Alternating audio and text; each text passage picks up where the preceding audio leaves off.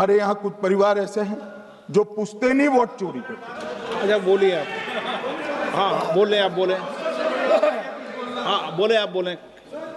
Speaker sir, मेरा कल एक सवाल था। जो हिंदुस्तान के इतिहास में पहली बार डिसीजन लिया गया कि इलेक्शन कमिश्नर्स को फुल फुल इम्यूनिटी दी जाएगी। ठीक है, ये है ना, इसका जवाब इसका पीछे मैं खत्म नहीं किया सर। इसके पीछे जो थिंकिंग थी वो हमें सबसे पहले बताएं। ठीक है। दूसरी बात, नहीं हरियाणा की जहां इन्होंने बात की, इन्होंने एक उदाहरण लिया, वहां पर अनेक उदाहरण हैं। वो भी आपने दिया था ना, 19 वो भी आपने दिया था, इसलिए दिया वो भी 19 लाख वहां पे फेक लोग, वो उदाहरण आपने दिया था, इसलिए उसका जवाब दिया। और ये भी हमें बता दीजिए, actually let us have a debate on my press conference. Let us go, let us have very good idea, let us have a debate on my press conferences. Amit Shah ji, I challenge you to have a debate on the 3 press conferences. Please ठीक है, बैठ जाइए।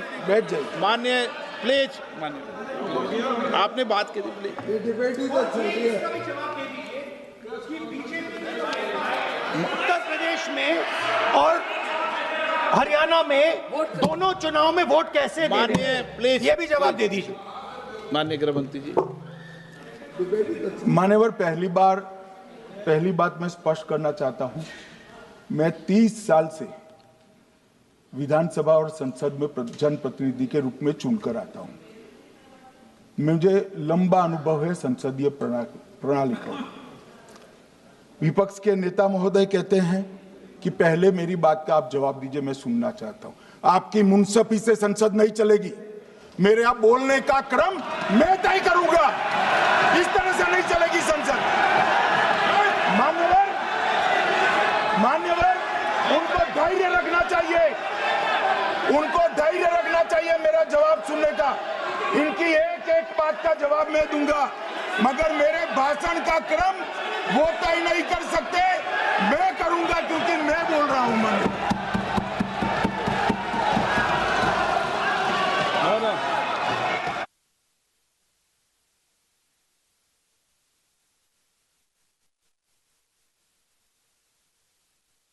एक minute गृह मंत्री जी, एक minute गृह मंत्री, क्या गलत बोला उन्होंने यही बोला, आपने जो बात उठाई है मुझे कब बोलना है मैं तय करूंगा, यही बोला ना, उसमें क्यों उत्तेजित हो रहे हो आप? हाँ, आपके 2-2 मिनट में खड़े होने से थोड़ी जवाब देते रहेंगे। नो, माननीय गृह मंत्री, नहीं हो सकता। मैं आपको फिर मौका दूंगा, आपको।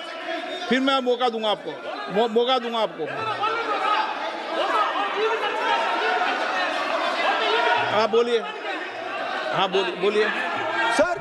ये बोलिए, आपने अगर अमित शाह जी का रिस्पॉन्स देखा तो ये कंप्लीटली डिफेंसिव रिस्पॉन्स है, ये घबराया हुआ रिस्पॉन्स है, ये डरा हुआ रिस्पॉन्स है। अब सुनिए पूरी बात, प्लीज मानिए। नो, सच्चा रिस्पॉन्स नहीं है। माननीय गृह मंत्री जी। मान्यवर, आपके चेहरे पर बैठो।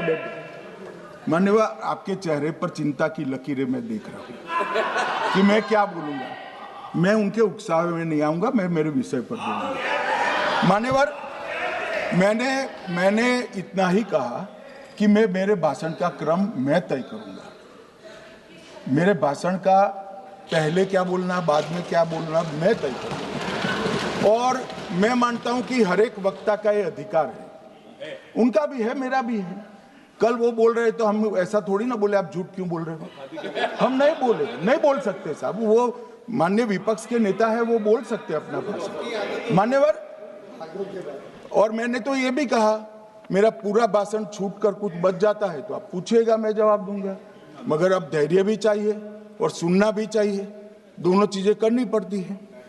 मान्यवर, वोट चोरी का कोहराम बचा। मैं वोट चोरी किसको कहते हैं वो बताना चाहता हूं। वोट चोरी के 3 आयाम हैं।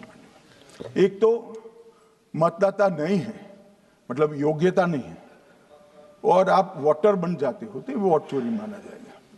दूसरा, आप गलत प्रकार से चुनाव जीतते हो तो वोट चोरी माना जाएगा। और तीसरा, जनादेश को डिफाई करते हो, मतलब वोट के विपरीत आप कोई पद प्राप्त कर लेते हो तो भी एक प्रकार से वोट चोरी होता है। अरे सुनो ना, क्यों जल्दबाजी करते हो मानिकम, क्यों? अब मैं 3 वोट चोरी की घटनाएं बताना चाहता हूं। सबसे पहली घटना हुई, आजादी के बाद देश का प्रधानमंत्री तय करना था। तय कौन करना था? तो उस वक्त के जितने प्रांत थे इसके कांग्रेस के अध्यक्षों ने, उनके एक एक वोट से तय होना था। अब 28 वोट श्री सरदार पटेल को मिले और 2 वोट जवाहरलाल नेहरू जी को मिले।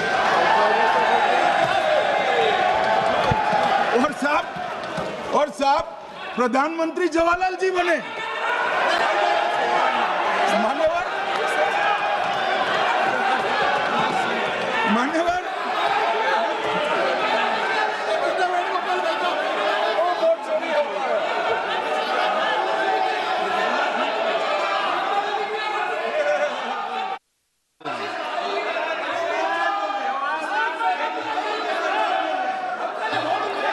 प्लीज, माननीय गृह मंत्री जी, माननीय गृह मंत्री जी,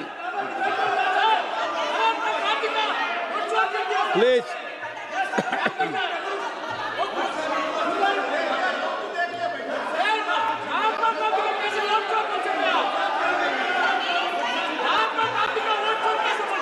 बैठो बैठो, बैठिए माने, प्लीज प्लीज प्लीज।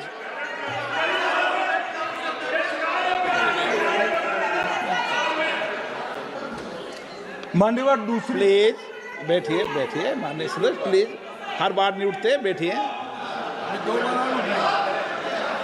मान्यवर दूसरे प्रकार की वोट चोरी और नैतिक तरीके से चुनाव जीतना, ऐसी वोट चोरी भी भूतकाल में एक बार हुई थी।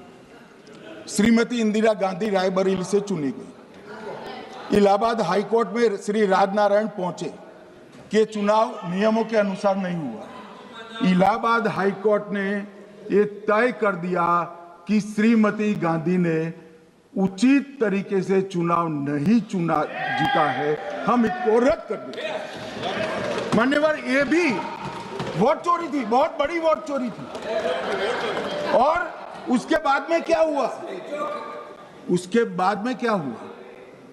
बाद में वो वोट चोरी को ढकने के लिए संसद में कानून लाया कि प्रधानमंत्री के खिलाफ कोई केस ही नहीं हो सकता। मैं विपक्ष के नेता को कहना चाहता हूं, इम्यूनिटी की बात आप चुनाव आयोग की पूछ रहे हैं, इसका तो मैं जवाब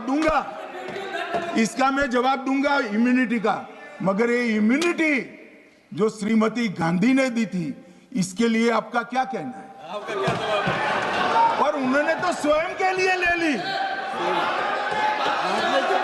उनका आरोप है। प्लीज, ऐसे नहीं चलता मान्यवर। आप जब बोले, जब 5-5 मिनट उठेंगे क्या? ये मान्यवर, उनका आरोप है। आप भी बोले। नो, गलत। 1-1 मिनट में सदस्य नहीं उठेगा ना। मान्यवर, उनका आरोप है कि सरकार ने बनाया तो लोकतंत्र ने बनाया, तो जो समय का केस था वो बताया है, आगे का तो बताया। मोदी जी को भी सब लोगों ने प्रधानमंत्री बनाया है भाई, आपकी कृपा से नहीं बने हैं। मान्यवर,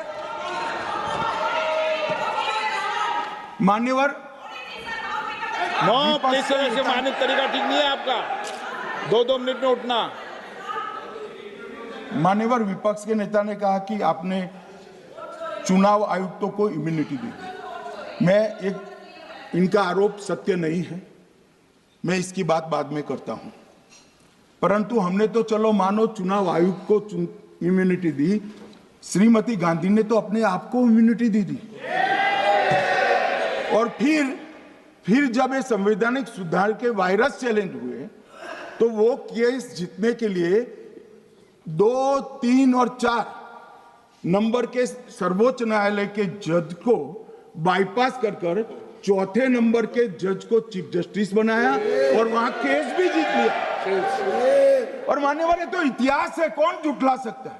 इनको कोई पढ़ाता नहीं है इतिहास, ये तो इतिहास है, सर्वोच्च अदालत और संसद के रिकॉर्ड में रखा हुआ इतिहास है। इसके खिलाफ लल्लन सिंह जैसे कितने लोग पूरा जीवन लड़े बिहार में इमरजेंसी के खिलाफ, जेल में गए, लाखों लोग गए। और तीसरी वोट चोरी कहना चाहता हूं, तीसरी वोट चोरी का प्रकार मैंने बताया था कि योग्यता नहीं है और मतदाता बन जाना। अभी एक वाद पहुंचा है, वाद मतलब डिस्प्यूट पहुंचा है दिल्ली की सिविल अदालत में।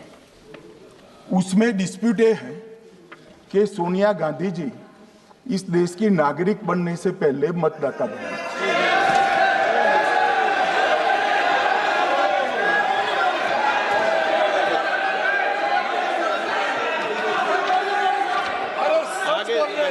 आगे सुनो, बोल के आ रहे, पूरी बात तो सुनो।